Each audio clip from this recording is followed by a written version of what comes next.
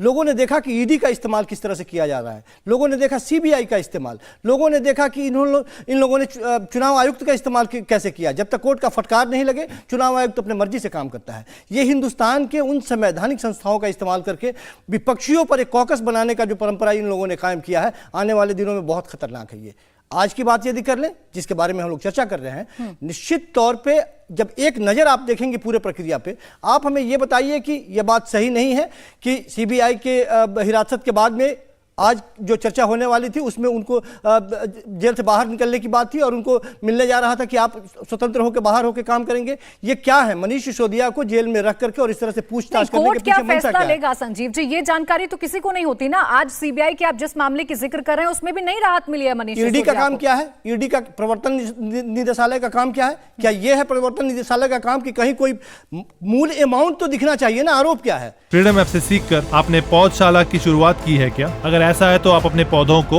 1 crore freedom app के जो ग्राहक हैं उन्हें बिना किसी खर्चे के आप उसे बेच सकते हैं। ईडी का आरोप यह है कि किसी ने कहा कि इतने पैसे की लेन देन हुई और उसके आधार पर किसी थर्ड आदमी के आधार पर इनको गिरफ्तार कर लिया जाए और इनसे पूछताछ किया जाए। पीएमएलए के तहत जो गिरफ्तारी हुई है और जो लास्ट टाइम में आज जो दलीलें रखी गई है, वो कितना बड़ा खतरनाक है इस पूरे हिंदुस्तान के लिए कि ईडी के पास ये ताकत नहीं है उसके पास कि गिरफ्तारी करने के लिए दोष सिद्ध करने की जरूरत नहीं होती है। पहले आप गिरफ्तार कर लें, उसके बाद में अपने कस्टडी में रखें, जैसे चाहें वैसे।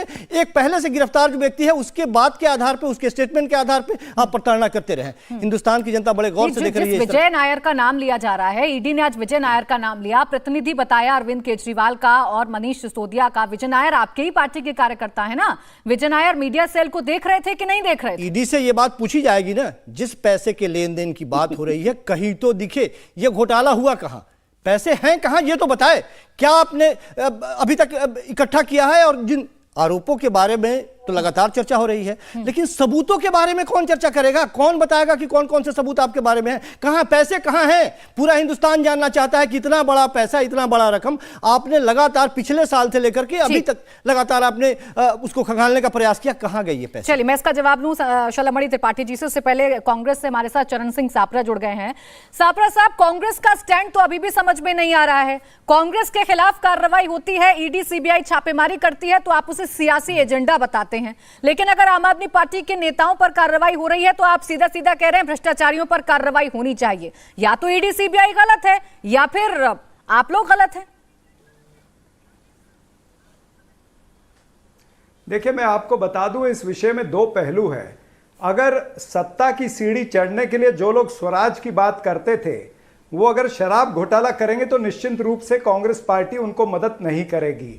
और दूसरी बात क्या है कि ये शराब नीति कब बन रही थी?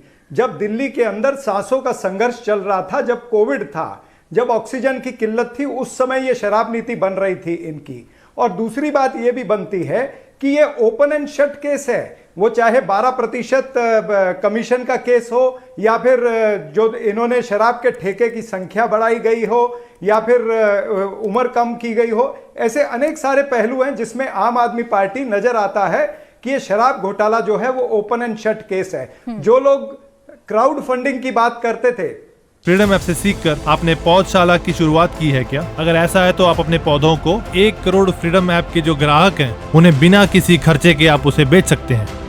वो शराब की फंडिंग से अगर अपनी पार्टी चलाने का प्रयास करेंगे तो कांग्रेस पार्टी निश्चित रूप से उनकी मदद नहीं करेगी। लेकिन हमारा बीजेपी से भी सवाल है कि जब ये शराब नीति बन रही थी तब उनके भी 7 मेंबर पार्लियामेंट दिल्ली के थे, उनके भी विधायक थे और उनके भी बहुत सारे काउंसलर्स थे।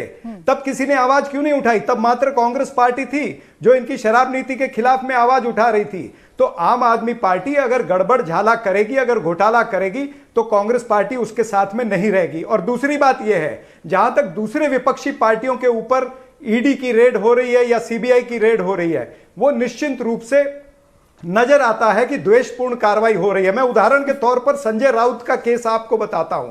संजय राउत को अरेस्ट किया गया, 109 दिन जेल में रखा गया और फिर कोर्ट ने छोड़ते समय कहा कि पर्याप्त सबूत नहीं जुटाए गए, इसीलिए इनको बेल दी जाती है। यानी आपके पास, एजेंसियों के पास पर्याप्त सबूत नहीं है। इंडिया टीवी हर वक्त हर जगह डाउनलोड करने के लिए सर्च करें India TV news Google play store या ऐप स्टोर पर।